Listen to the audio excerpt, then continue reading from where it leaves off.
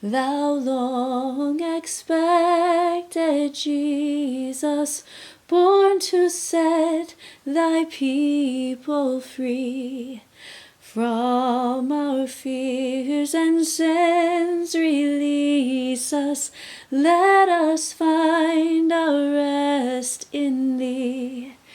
Israel's strength and consolation, hope of all the earth thou art, dear desire of every nation, joy of every lonely heart. Hey everyone, this is Amanda from devotioninaction.com, and I'm here with this stack of free printables. There are a ton of free printables from this series, so if you haven't grabbed those yet, click on the link below to go to the series overview page and grab those free printables. It has instructions there and kind of a schedule, thought about what this whole series is about. And we are in today, we're in Isaiah 7:14. And I've already kind of drawn in the images from the free printables. I took one of those banners and kind of enlarged it on the top. I used the scroll from the Day One Generations. And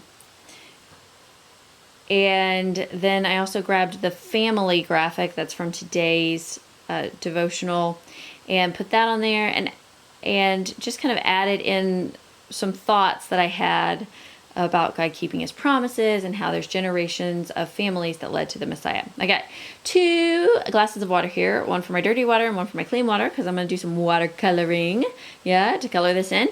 And I have used a Faber-Castell PITT Artist pen here. It's India ink, which means it doesn't react to the water, so I can watercolor over the top of this. If you are doing this and you don't have one of those pens, then I would suggest that you do it in pencil, watercolor it, let it dry, and then outline the black outlines on top of the watercolor. But if you have India ink that doesn't react to water, then you can watercolor right over the top of it and it will not smear or smudge or go anywhere on you. So I'm just going to get started watercoloring here. And while I do that, just remember when you're watercoloring, if you're new to it, start with your lighter layers and then add in more layers on top of that. So if you start a little lighter and then you can add shadowing and shading and things like that on top of it, that really makes some of these kind of pop. So wherever the banner would fold over on itself or be underneath another element, like that scroll kind of goes over the little bit over the top, then you're going to want to shade on those edges. You just kind of picture where the light would have to create a shadow because the banner is folded. See on those edges where the banner is folded, then I create a shadow coming out from that, and it makes the top part appear to be closer to you. On the bottom of the banner, I'm also adding a little bit darker, give it a little weight to the bottom of the banner, and especially where that scroll would overlap it. While I'm watercoloring, and you can watercolor along with me if you would like, I'm going to talk to you about kind of the spiritual idea of this devotional today. And Isaiah 7:14 says, "Therefore the Lord himself will give you a sign. See, the virgin will conceive and have a son and name him Emmanuel." And this week we've had, if you've been doing the Advent of Christmas worship and wait devotional series with me on devotioninaction.com, you know that we have had a whole bunch of devotions this week that talk about where God let people in on his plan. So the very beginning one talks about generations of people that God used to bring about the Messiah. It just goes through and it lists all these people from the Old Testament that if you read the Old Testament, you can hear their stories, you can read about them. Some people were faithful to the Lord and served him, and some of them did what was evil in the sight of the Lord. But God used generation after generation of people to bring about his plan and his purpose to save the world through the Messiah, Jesus. And so that first devotional is called Generations. And then we've had God informing the family. God informs Joseph. He sends Gabriel to Joseph in a dream. And there's a devotional about Joseph and his response to what Gabriel's message was. It talks to Zechariah, sends the messenger to speak to Zechariah, the priest, who's married to Elizabeth, who's Mary's cousin, Mary, the mother of Jesus, her cousin, Elizabeth, and informs them that even though they're old, they're going to have a child, and he's going to be the new Elijah, basically. There was a prophecy in the Old Testament that talked about a forerunner of the Messiah, someone who would come and proclaim and make the way straight. He would be like a modern day Elijah in the Bible times, and and he would make straight the way for the Messiah. He'd prepare people's hearts. And this messenger comes to Zechariah and tells him that their family is going to give birth to this messenger. And some kind of crazy things happen out of that. That's in one of our devotionals, Zechariah and Elizabeth. Then Gabriel comes to Mary and tells Mary that she's honored and she's favored by God to be the chosen woman to give birth to the Messiah. And even though she is a virgin and she's never been with a man, God has overshadowed her with the Holy Spirit, and she's pregnant with the Messiah. And then yesterday we had Mary and Elizabeth coming together, and when they greet one another, Elizabeth can feel her baby inside of her leap with joy because the Messiah is inside Mary, and some really cool interactions happen between them. And it occurred to me that all of these devotions that we've talked about this week have to do with family. How God uses families to bring about his purposes. And so I got to thinking about that. And I chose Isaiah 7:14 because you can tell from it that very, very long, so many years before Jesus was born, God knew how it was going to go down. He had a plan. He tells us that the virgin will conceive and that they'll call him Emmanuel, or God with us. And when the angel speaks to Joseph and to Mary, he talks about how the virgin has conceived by the power of the Holy Spirit, and how he is called Emmanuel. They're going to name him Jesus, but people will say he is Emmanuel. He is God with us. And so these families are God's vehicle to bring about a long foretold, a long planned, a God-designed purpose. He designed the family of Jesus way far back, and he chose these people to bring them into a family together to bring about the Messiah. Jesus was born according to God's perfect design. Now, the interesting thing is that it's God's perfect design, bringing together this family, bringing about Jesus in this way. It's his perfect design. And yet, a perfect design doesn't equal a perfect life, right?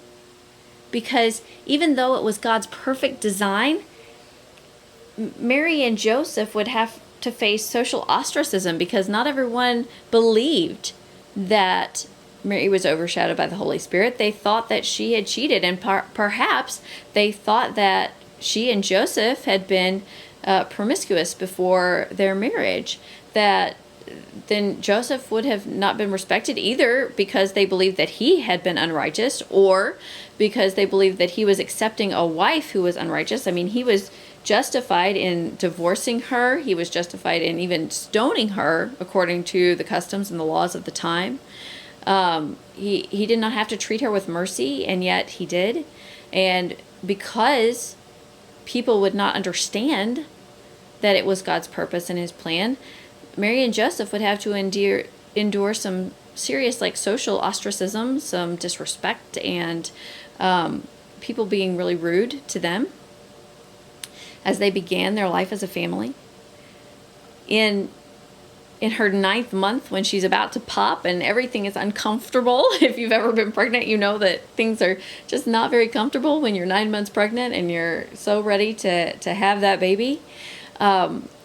She'd have to take a long journey because of the loss of the land and because of a decree from Caesar. She'd have to take a long journey, an uncomfortable one. And then only to arrive where they had to go and find out there's no place for them, that she would give birth in a barn. It had to be very uncomfortable, painful. And then when Jesus is 12, they lose him and they're frantic with fear and worry and they can't find him. And certainly when he's older and has performed his ministry time, and then he is tried and he's executed and they endure this heartbreaking loss. Family is not always easy. Sometimes it's painful. Okay, you'll notice that I'm adding the blue in here, and I'm thinking about the mother on the left there. She had a head covering on. That wasn't supposed to be her hair. It was supposed to be a blue head covering. And when I got to doing the hair, I got all carried away and just gave her hair instead. So now I'm trying to figure out how to make it blue. So I put the blue in there, and I'm hoping it's sucking it up so that I can blot up that, and then it'll be lighter, and I can put more blue over the top of it. It sort of worked, it sort of didn't, but it's okay. It doesn't matter all that much, but that's what's going on with this brown-blue combination here. I just really didn't think it through. I was having fun in watercoloring, which is perfectly fine. So anyway, having a perfect design and God designing and perfectly designing your family does not mean that you won't have times of pain and suffering and sickness, of death and loss and grief and fear and worry and anxiety. But during those times, we can rely on God because He is faithful. We can lean into His strength because He keeps His promises. Lamentations 3:22 through 23 says, "Because of the Lord's great love, we are not consumed. For His compassions never fail. They are new every morning. Great is your faithfulness." Because of the Lord's great love, because of His faithfulness and His compassion, we are not consumed. We're not consumed by the fear. We're not consumed by the grief. We're not consumed by the pain and the loss and the worry. We're not consumed by anxiety because of the Lord's great love and His faithfulness. I know this year has not been an easy year for many, many, many people. It's been full of difficulty and some sickness and some loss, some pain and some grief, worry and anxiety. And yet, God is still faithful. He's still here every morning. His mercies are new every single morning because great is His faithfulness. Okay, so here when I'm watercoloring, I've mentioned before that in the illustrating Bible, if you don't prep the pages, it sucks up the paint really quickly. And you see a great example of that as I'm doing this sky. When I put down that first blue, I did not prep this page. It did not bleed through, even though I'm putting quite a bit of watercolor on here. It did not bleed through, but it does suck it up into the page so quickly that you can't keep maneuvering it. It gets a hard edge on it. So everything had to be that dark around it. So after that, I was like, oh, yes. Now I remember, because I keep forgetting, that I have to put water down if I'm going to do large backgrounds like that. So I grabbed some water, I put it on here, and then that paint's going to move a little smoother the rest of the time to be able to blend that in. So just a little tip, especially if you're using a Dayspring Illustrating Bible, the texture on the pages is a little different than a traditional Bible or even a journaling Bible. Traditional Bibles and journaling Bibles have a little bit slicker pages. And this feels more fibrous, and it sucks in water and paint more quickly. So you can't manipulate the watercolor on top of it as easily as you can in other Bibles. So just put some water on there and then add your color, and you'll be able to manipulate that watercolor and move it around, lighten it up, darken it up, that kind of thing, a little bit easier. So you get to learn from my mistakes. Isn't that wonderful? I'm the youngest in the family. Out of my family, my siblings, I'm the baby. And I always thought that was pretty great, that I could watch my older siblings and learn from their mistakes. Shout out to my brother and sister. and adapt what I was doing according to watching them have to go through the pain and the punishment. So now I'm just adding in the hashtag DIA worship, the and symbol, and wait. And then a little date on there to remember when I created this page. And I'm going to add a little prayer on there as well. And that's basically this page. I hope you go check out the rest of the devotional content for today. It's a little bit of a longer devotional, but I think it's really timely for what's going on. So I'll link to that as well in the comments. And I hope you have a wonderful day as we prepare our hearts and our families, our homes for the birth of Jesus. Have a Merry Christmas.